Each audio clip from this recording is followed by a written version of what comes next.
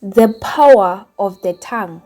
Apostle Paul in the book of Ephesians chapter 4 verse 29 says, "Do not use harmful words, but only helpful ones, the kind that build up and provide what is needed, so that what you say will do good to those who hear you." Words that come out of our mouths are mostly influenced by our feelings. So the feelings does have an impact on how we express ourselves to the next person. Most of us allow our feelings to control every state of our body, including the way we think, talk, or behave. Some people use certain words because they have been influenced by the environment which they grew in. They adapt to the language and meditate through it to such an extent that they do not see anything wrong with what they are saying. It is a very hard thing to change our way of thinking, including the bad language that we use during our daily lives.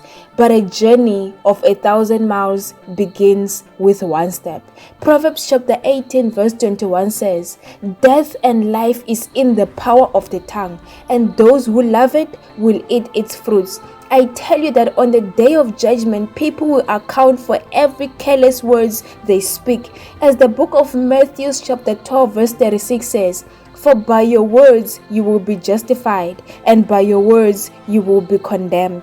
Know that we should not let our emotions and words that come out from our mouths separate us from God's presence. Let's practice good language and speak what's fruitful and godly. By your tongue you are able to build. By your tongue you are able to destroy, and by your tongue you are able to program all your surroundings. Imagine all the things you could have only if you believed in the word of the power of the tongue. Some of you would be owning a company by now, and some of you would have written that book that you promised yourself to write that day, and some of you will be having each and everything that you desire. Remember that on one of my sermons I've shared about writing your visions down. You should also speak a word on those visions. Say it out loud with your mouth while believing. As the book of Matthew chapter 21 verse 21 says, "If you have faith and no doubt, it will happen." But you should remember that faith without actions is dead. Here is a prayer point for you.